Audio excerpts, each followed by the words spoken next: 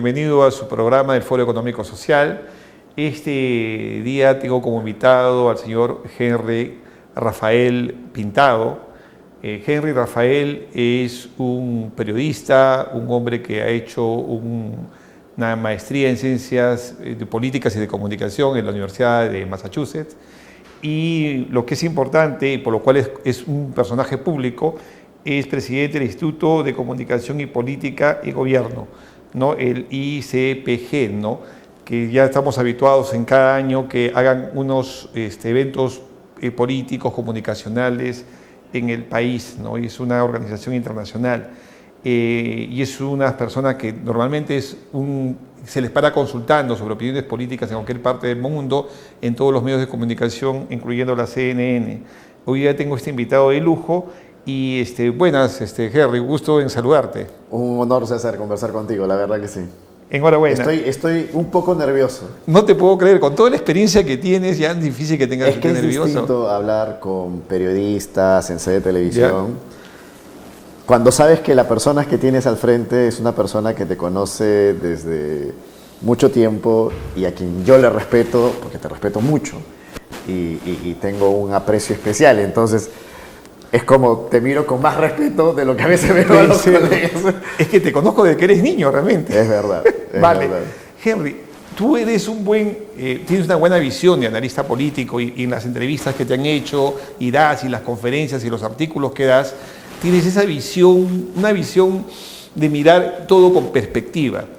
Y me gustaría preguntarte, en este caos que vive el Perú y el mundo en general, ¿tú crees que el tema ideológico político ya terminó, cambió su era, estamos en un nuevo momento, seguimos con la letanía de la ideología o estamos en un nuevo momento? Y por eso que estamos en estas agonías que vivimos. Por eso temía la entrevista. Porque es muy profunda tu pregunta, pero me inquieta la chispa de poder responderla de una forma quizás un poco más ágil. Yo creo que estamos viviendo un mundo 3D, de 3 dimensiones. Después quizás vemos cuál está con mayor densidad energética, pero creo que estamos viviendo el mundo aún ideológico en ciertas partes del continente, del mundo en general. Podemos hablar por qué sí en Rusia, por qué en Francia, por qué en Inglaterra, o por qué en España, o por qué en Estados Unidos, por qué en Latinoamérica todavía se vive cierto conflicto ideológico, ni hablar de Medio Oriente. Creo que también estamos viviendo un mundo, la segunda dimensión, por decirlo así, porque la de 3D, ¿no? La primera D sería el mundo ideológico, la segunda el mundo económico, con una transformación no solamente del sistema financiero que se está acomodando a la tercera D, que para mí es una de las más trascendentes para responder esa pregunta, que es el mundo de la innovación tecnológica, ¿no? Ese cruce que hay o que se cerca cada vez más entre la inteligencia artificial y la ciencia cuántica, ¿no? Que hasta ahora todavía no están unidas, todavía no han procreado algo grande, pero están en el proceso de la procreación y ambas ya tienen existencia. Y ese mundo que ya está, digamos, en proceso de procreación de probablemente la transformación más grande en el universo y por ende en la sociedad y por ende en la política, está haciendo efecto en el ámbito económico, ¿no? Es las famosas blockchain, las criptomonedas, el reacomodo del sistema financiero y económico mundial, de acuerdo al impacto de la tecnología, nos habla de eso. Pero en el ámbito político, para volver al punto para explicar la respuesta de una forma más holística quizás, es que creo que las ideologías se van a mantener mientras todavía tengamos un concepto de sociedad basado en ideas. Cuando quizás emerja con mayor fuerza el impacto de la ciencia cuántica y la innovación, la inteligencia artificial, más el impacto que tiene a la economía, creo que el mundo de las ideas va a comenzar a decaer para solamente tener el mundo del pragmatismo. Y el peligro del pragmatismo es que siento yo que nos acercamos a sociedades muy distantes entre aquellas que sobreviven y desarrollan, ojo que he dicho la palabra sobreviven y desarrollan, y aquellas que van a tener que luchar para intentar sobrevivir. Ojo que digo, luchar para intentar sobrevivir. Y aquí en estos mundos donde todavía la lucha por intentar sobrevivir quizás se sienta más, es donde la ideología aparenta tener más fuerza, porque, claro, al no haber desarrollo económico, al no haber ciencia cuántica, al no haber innovación tecnológica real, tangible, nos tenemos que quedar en las ideas. Y entonces la política, hoy por lo pronto, sigue siendo un mundo de ideas, no sé si ideologías, porque las ideologías literalmente hoy ya no están traducidas en conceptos partidarios. Perú va a tener unas elecciones con 32, por lo menos hay hoy 32 posibles partidos políticos para poner candidatos presidenciales. Eso no va a ser o sea, la foto de los candidatos presidenciales va a ser la foto de la promo, ¿no? Ya no es 5 candidatos presidenciales, va a ser la foto del aula, ¿no? Eso te habla mucho de que ya no creo que hablamos de ideologías, pero sí de ideas políticas con intereses algunas veces particulares, ¿no? Mira, y siempre, vamos a ver, has agarrado tus 3 puntos interesantes, ¿no? Naturalmente, las políticas, ideas políticas o capaz las ideológicas de antaño, se reflejaban bajo un criterio económico, ¿no?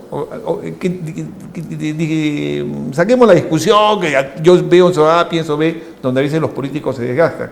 Pero sí, ¿no? De alguna manera, más o menos, había una explicación. Oye, yo quiero ser, pues, un capitalista, ¿no? Y tú voy a darte, en la medida que yo tenga más dinero, tú tendrás más dinero, ¿no? O tendrás que satisfacer tus necesidades. O pues agarramos la economía, lo que pasó con el socialismo, con el comunismo, tenemos una economía que está totalmente depredada, la gente no tiene que comer, y bueno, somos socialistas porque el dolor sí, y qué claro. sé yo, etcétera, etcétera, etcétera, etcétera. No, y obviamente, a mí lo que más me sorprende cuando hablo con alguien de izquierda es que Marx nunca vio el socialismo como pragmatismo en su vida, ¿no? Sino alguien desempolvó el manual, dijo, estos somos nosotros, ¿no? Y lo usó políticamente, ¿no? Que ese es un tema bastante fuerte, pero ahí nace. No sé si te parece que aquí ya estamos en un mundo global, donde ya la economía, ya no puedes hablar de la economía bolchevique, ¿no? Rusa, americana, estás hablando de una economía global, que capaz ahí va con tu punto que estás diciendo, ¿no? Hay una economía global, pero en esa economía global, cuando se ha querido estandarizar, hay diferencias, ¿no? ¿No? Hay clusters. Hay clusters ahí que cada uno ha hecho su gueto, ¿no? De alguna manera, y que de ese punto de vista nadie ha podido parir un pensamiento, una idea, ¿no? Que hegemonice ese tipo de cosas. Es decir, hemos ido al pragmatismo, como dices tú, no sé si te parece, pero todavía en este tipo de cosas no hemos comprendido esa parte y capacidad más humana, ¿no? De quién es la persona, ¿no te parece? Mira, es fascinante lo que me preguntas porque últimamente lo he estado tocando. Yo hasta hace poco enseñaba en el posgrado de la Universidad del Pacífico, hoy solamente estoy enseñando en el posgrado de la UPC en gestión pública, en ambos casos. Y a los alumnos les hacía esa pregunta, mejor dicho, les hacía esa reflexión, es decir, hoy en el mundo contemporáneo ya no estamos en una discusión tan teórica de dónde te colocas ideológicamente en el punto de lo económico. El asunto es muy simple y quizás lo podemos traducir. Voy a robarte 2 minutos, ojalá que me salga en 2 minutos, la explicación de cómo nace la economía social de mercado y la economía liberal, ¿no? O el punto de vista, ¿no? Los liberales nacen del individuo, ¿no? ¿Qué era el individuo? El individuo cuando, no sé, pues los primeros hombres que habitaron la tierra necesitaban vivir y de pronto se dieron cuenta que comenzaron a cosechar, pero después se procrearon y lo que cosechaban no alcanzaba. Y claro, había tantas zanahorias, tantas papas, y decía, yo no puedo coger todas estas, entonces comenzaron a organizarse colectivamente. Luego vieron un mamut que se los comía, pero después alguien dijo, oye, ¿y si comemos esa carne? Y fue solo, y el mamut se lo comió a él, fueron 2, 3, y comenzaron a organizarse socialmente. Y entonces, el principio del crecimiento de la sociedad nace en la individualidad, y la economía liberal de mercado nace justamente de que no existe una economía social, sino existe un interés individual, porque lo hace la naturaleza humana. ¿Eso qué quiere decir? Que la economía liberal parte de un principio básico, que es la naturaleza individualista hace el ser en sociedad, y solamente existe la sociedad si existe el individuo y si existe su interés. Imagínate que fue un tipo que no tiene intereses, no hay sociedad. Hablando, digamos, de cómo se desarrolló. Y bajo ese principio de la economía liberal nace pues digamos, toda la principio de la economía a partir del individuo. Y la economía social utiliza el mismo concepto, pero con la otra diferenciación, es que, claro, pero el individuo, una vez que tiene sus necesidades y satisface sus necesidades, sabe que ya no las puede satisfacer únicamente si no lo hace en sociedad, si no lo hace colectivamente. Lógico, este señor que colectaba zanahorias y después que tenía que cazar mamuts, no podía hacerlo solo, y si lo hacía solo, moría. ¿Qué quiere decir? De acuerdo al modelo social, es que no existe individuo si no existe sociedad. Y entonces enfocan todo el modelo económico al modelo socialista, que es privilegiar el principio social más que el principio individual. Usted que te está mirando, ubíquese dónde considera usted que está. ¿Cómo tomas tus decisiones para ir al mercado, para estudiar en una universidad, para todos tus intereses? ¿Prima tu interés individual o prima tu interés colectivo? Si prima tu interés individual, bienvenido, estás aceptando y conviviendo con el mundo liberal de la economía liberal. Y si todas tus decisiones es, no, yo no lo hago yo porque primero prima la sociedad, cuando botas la basura fuera de la hora y se está ahí pudriendo fuera de la calle, no estás haciendo nada social, estás haciendo un interés individual de sacar la basura a la hora que a ti te conviene porque tenías que ir a trabajar, porque no podías sacarla a la hora indicada. Si cada acción que haces es social, entonces estás en el mundo de la economía social. Es muy simple. El problema es que cuando eres individualista y crees ideológicamente que eres parte del mundo social. O lo al revés, cuando crees que eres social, pero en el fondo no tienes ningún interés en el individuo.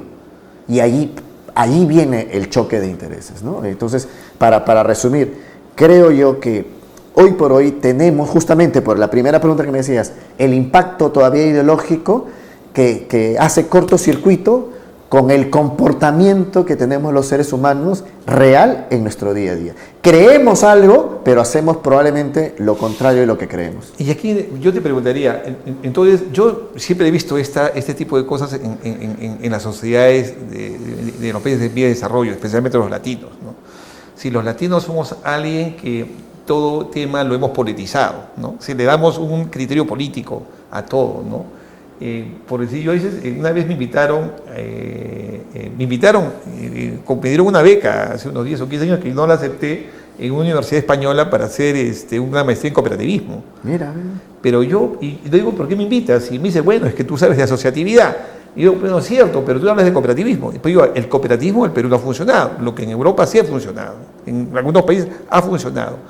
Esa visión cooperativista peruana, que inclusive la OIT propugna el tema del cooperativismo en el mundo, pero sabe que aquí no ha podido encontrar un eco importante con respecto a esto, porque se politizó. Y podríamos hablar de los temas politizados que existen en el Perú, de organizaciones sociales y comunales que tienen muchísima envergadura, pero que hay un criterio politizado dentro de su desenvolvimiento. ¿A qué quiero llegar con esto? Vamos a ver. En el tema de una economía de mercado, tú tienes la posibilidad de decir, oye, yo quiero hacer lo que quiera y tengo las mismas posibilidades, seas pequeño o mediano. Tú me creas las condiciones y yo las voy a hacer, ¿no? Y voy a generar riqueza, de alguna manera. Y la gente que se va asociando y conglomerando conmigo, capaz va a manejar este mismo criterio, ¿no? Como lo hacen en Estados Unidos, ¿no? Tú haces un negocio en Estados Unidos y nadie se quiere aprovechar de ti, ¿no? No, y la ley te respalda. Y la ley te respalda. Y tus obligaciones son claras y no hay nada en el medio. Nadie. Pero te vas a otro lado, ya viene la picardía y el tipo de cosas. Pero vamos a ver. La economía de mercado está bien, cada uno, yo invierto un dinero y yo tengo que hacer dinero de alguna manera. Lo que no puedo pensar es decir, oye, de lo que yo he hecho dinero lo comparto con otros. Alemania, que es uno de los ideólogos de la economía social de mercado, ¿no? Date cuenta que después de que desapareció, cayó ¿cómo se llama? Berlín. No, antes, después de la Segunda Guerra Mundial, Alemania tuvo la peor crisis, igual que Japón, sí, ¿no? Sí, claro. Y se tuvieron que saltar, pues, se tuvieron que reinventar, claro. ¿no? Y ahí viene el criterio de decir, oye, nadie crece, ¿no? Si no te reinventas o sufres un montón. Ahora, y la economía social de mercado, me acuerdo, hay un autor que se llama Schumacher que escribe Lo pequeño es hermoso. Y entonces él comienza a decir, desde lo chiquito como vamos conglomerando. Entonces decía, muy bien, yo quiero que en la economía de mercado, yo te digo a ti, haz plata. Ahora, pero yo como Estado, ¿qué hago con la plata? Claro. Voy a tener que generar otros grupos, ¿no? Que hagan dinero, ¿no?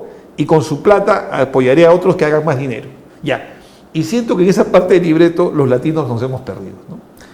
Es porque que hemos robado dinero.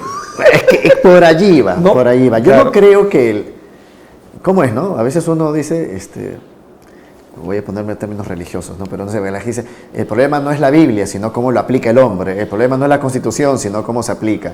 Yo creo que a nivel de conceptos, tanto del liberalismo como el socialismo, a nivel de economía, el liberalismo económico o el socialismo económico, los conceptos son claros. O sea, la riqueza, la búsqueda de la riqueza es un objetivo de ambos, solamente que uno del ámbito social y el otro del ámbito individual. Y ojo, hablando de política y haciendo un paréntesis de un minuto, cuando yo hablaba del individualismo, ojo, no hay que ver culpa, no estamos en el individualismo que es egoísta. Una cosa es el egoísmo y otra cosa es el individualismo. El individualismo, de acuerdo a la economía, a los conceptos del liberalismo, sin individualismo no hay sociedad, o sea, tiene que haber individualismo para poder crecer en sociedad, ¿no? El padre de familia tiene que ser individualista porque él quiere sacar a su familia adelante, quiere sacar a sus hijos adelante.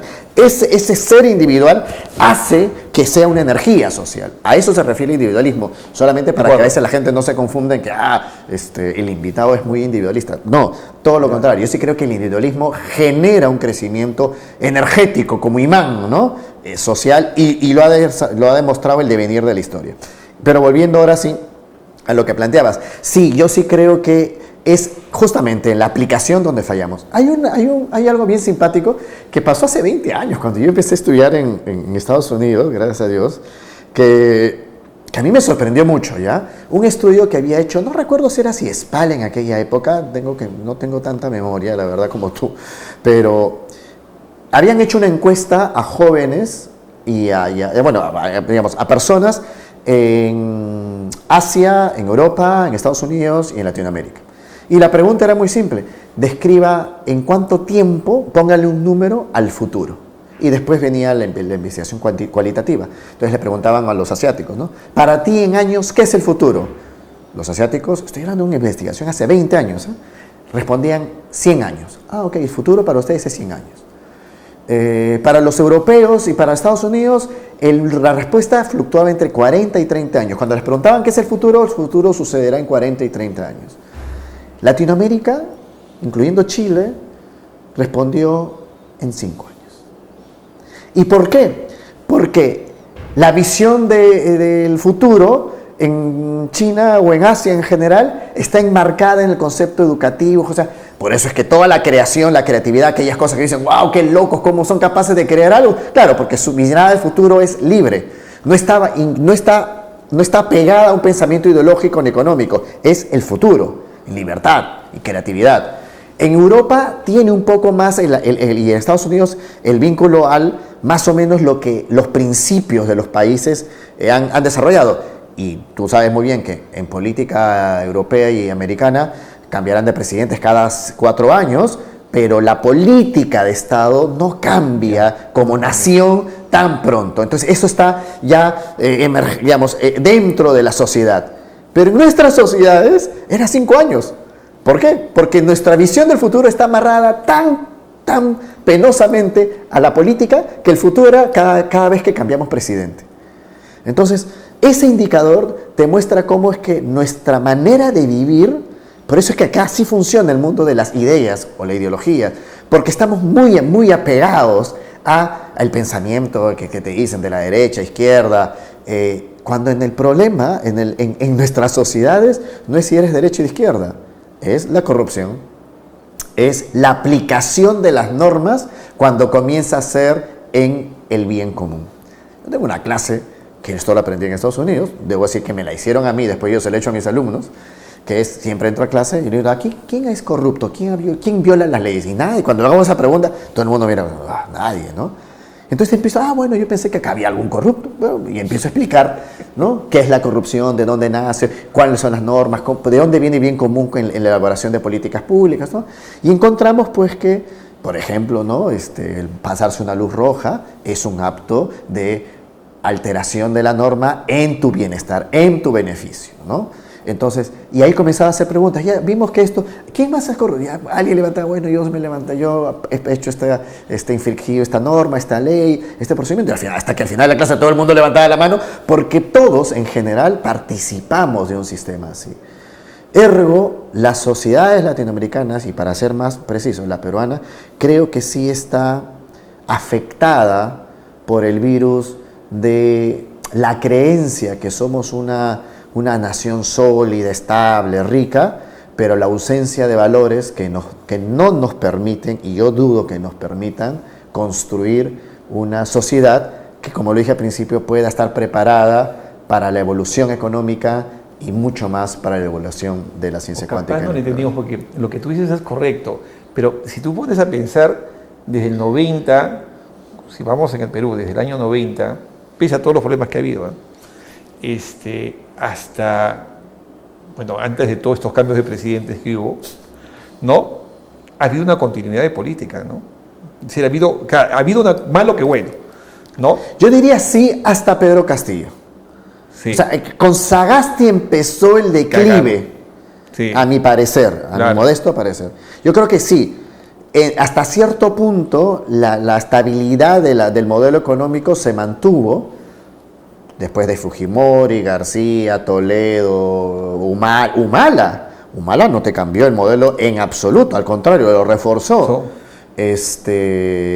PPK, Vizcarra, pero a partir de Sagasti, sí, creo que comienza a quebrarse, y lo de Castillo es grave. Yo sigo diciendo, las consecuencias de Castillo todavía están aún por venir. Sí, yo estoy de acuerdo contigo, Hay un tema que se mide, si tú lo ves por cifras, y yo he visto, por decir, yo creo con bastante, primer gobierno de Alan, quebrados, Fujimori en sus 11 años, vamos a ver, era de 5.000 millones de dólares, más o menos, ¿no? En exportaciones. Porque igualmente puedes medir en esos ratios exportaciones, reservas y qué sé yo. 5.000, más o menos, para que tengas una idea, en sus 11 años de gobierno. Entra Toledo, y por eso que se hace conocido y se va a Stanford, de 5 lo vuelve 15, en 5 años. De él llega Alan, y Alan de 15 lo deja en 45. Sí. Es una brutalidad.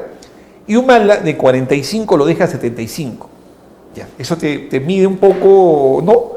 Y ahí, ojo, estamos hablando de un Humala y un Alan, que claro, ideológicamente parecerían el huevo y el aceite. Claro. Pero en economía sostuvieron el modelo. Así es. Ahora, ¿yo qué hago políticamente? Bueno, yo creo, soy socialista. Bueno, entonces voy a hacer ¿cómo se llama? Hizo pensión 65, otro. Ahí viene el modelo de economía social de mercado. ¿Yo qué hago? Hago el tema de las becas de colegio, becas universitarias, ¿no?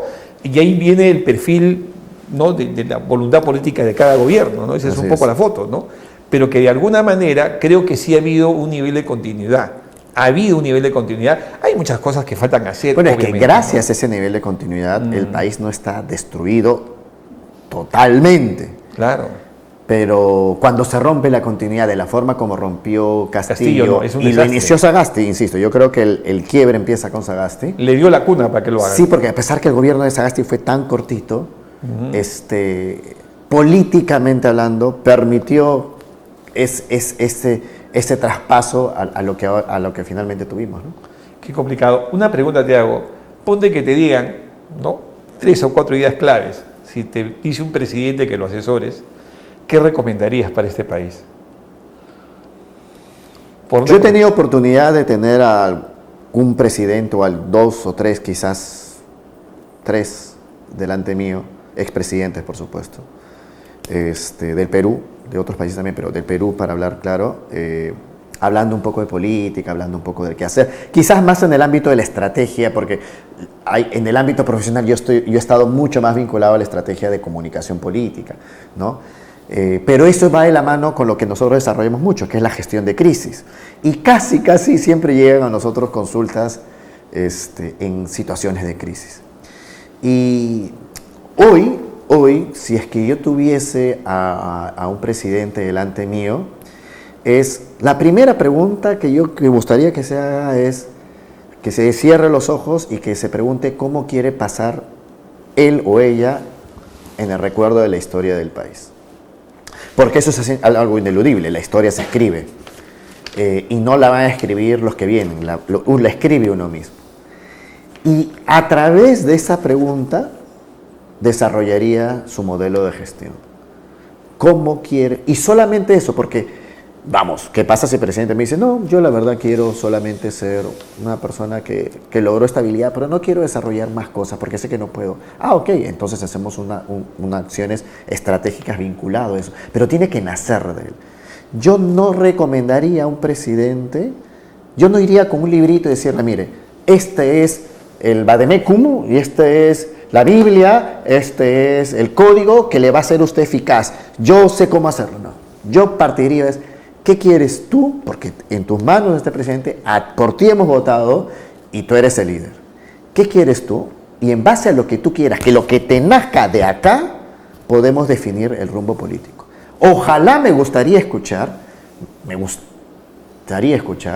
que el presidente me diga, yo quiero pasar, recuerdo, en la historia del Perú como un presidente que se enfrentó a sus propios poderes, a mis propios poderes, porque yo tengo poderes internos, los poderes partidarios, los amiguismos, las empresas que han aportado a mi campaña, los intereses judiciales, que yo pueda vencer todas mis guerras internas para poner en valor primero las guerras externas que tengo que combatir, que es la pobreza, el desarrollo, el equilibrio en el desarrollo y la sostenibilidad desde un punto de vista de desarrollo sostenible, que quiere decir la sostenibilidad no puede existir si no hay desarrollo económico. Eso es el desarrollo sostenible.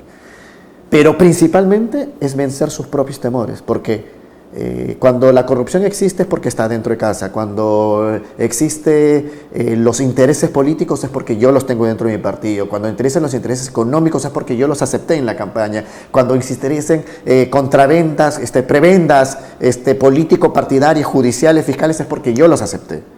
Entonces tu primera tarea es vencerte a ti mismo, vencer esos acuerdos para poder privilegiar la otra guerra, que es la más importante. La guerra del privilegio de la sociedad. Hay un tema que tú estás poniendo en dos partes, pero hay un tema donde... No sé cómo estoy poniendo, creo que estoy un poco desordenado. Yo lo capto bien porque es bastante pensar en todo esto, pero date cuenta que hay un tema en la cual cuando los que entran en política, y eso uno lo ve, cuando he hablado con ellos, ¿no? El ego del poder está, ¿no? El ego del poder es constitutivo y que no les permite tener objetividad, ¿no? Es para mí, una vez un presidente me dijo, un expresidente, ¿no? Me dijo que él quería, me hice acuerdo con lo que ha dicho, ¿no? Que decir, y partió por dos temas importantes, ¿no? Algo que, la individualidad que tú hablas, ¿no? Porque todo esto no se va a dar en tu ambición política o de poder si es que tú no piensas en la persona. Es donde es tu primero, es decir, oye, yo soy presidente para una persona, un colectivo de personas que me sienten totalmente desligados a mí, porque es como tú has dicho antes, dentro de este criterio dices, oye, voy a la izquierda, es decir, tengo favores políticos que pagar, ¿no?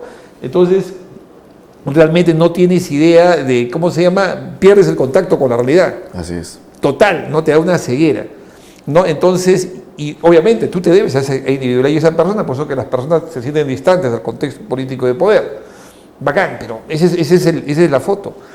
Pero ¿cómo podría explicarlo? ¿En qué momento, y te vengo a la anécdota de esta persona que decía, yo me interesa la gente, ¿no? Por lo cual ya para mí era, wow, qué interesante, ¿no? Pero yo quiero, ahí viene el ego del poder, que me recuerden, que me vean, y que amen mi ideología, ¿no? Mi forma de pensar. Y ahí todo ese tema se vino deteriorando. Entonces, y capaz yo recuerdo con lo que tú has dicho, algo que yo se lo expresé luego. Yo le digo, ¿qué sientes adentro, no? Entonces, porque me dijo, oye, la ideología, entonces yo le dije, porque a esta persona le gustaba, yo toda la vida amo la artesanía, Sí, claro. Entonces, Sí, sí. y tú lo sabes eso. Entonces yo le hice una pregunta, oye, ¿de quién es la artesanía de Chulucanas? Que conocía, ¿no? ¿Y quién es el dueño de la artesanía de Chulucanas? Entonces me dijo, se quedó pensando y me dijo, los artesanos de Chulucanas, perfecto, le dije. Es igual, le dije. Tú te imaginas al pueblo de Chulucanas con un alfarero, etc, etc, etc, le digo, correcto, pues. Es igual la ideología, le digo, ¿no? Es cuando la persona la hace suya. No, la hace suya, la persona la hace suya, ¿no? Y cuando ya la hace suya, dejó de ser tuya. Dejó de ser tuya. Entonces, porque pasó a la otra. Y si tú ves en el escenario, yo tengo diferencias, por decirte, el único que hizo esto, guardando mis grandes diferencias, ha sido Aya de la Torre, ¿no? No hizo un gallismo, hizo un aprismo, ¿no? Por el mismo criterio de decirte, tú necesitas pensar, ¿no?, en un contexto en el cual lo puedes hacer tuyo, ¿no? Al final, obviamente se quedó pensando y, bueno, pues no coincidíamos absolutamente en nada.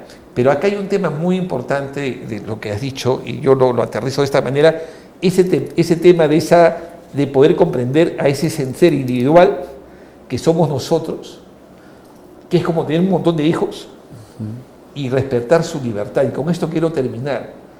¿Cómo relaciones ese tema de la libertad del ser humano?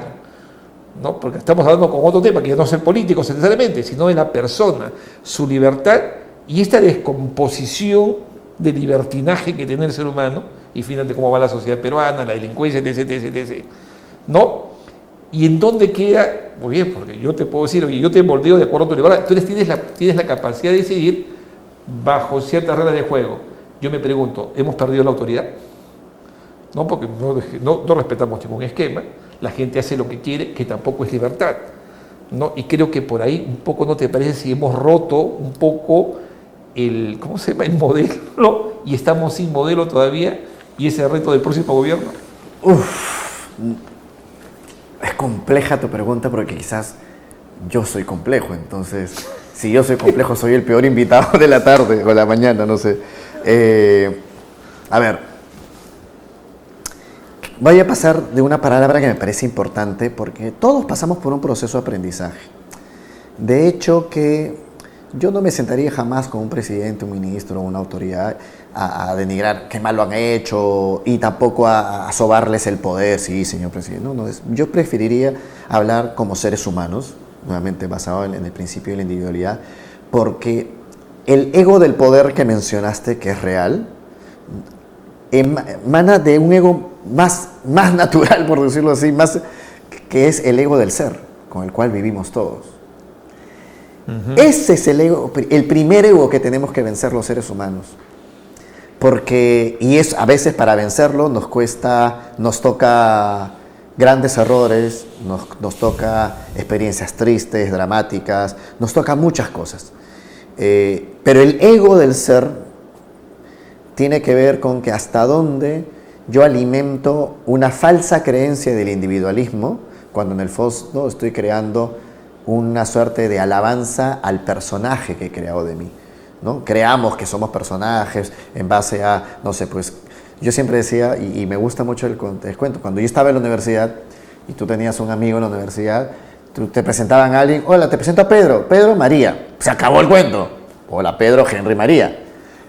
Terminas la universidad y a partir de allí todos dejamos de ser seres humanos y pasamos a ser, hola, cuando ya acabaste la universidad, te presento a Pedro, te trabaja en Oxford, te presento a María, que trabaja en la minera tal, te presento a Henry, que es el señor que vende caramelos en la esquina. Ya somos ahora el persona con el componente del qué haces, o dónde estudias, o es papá de alguien, pero eres el ser social, pero ya no eres calatito, por decirlo así, solamente la persona.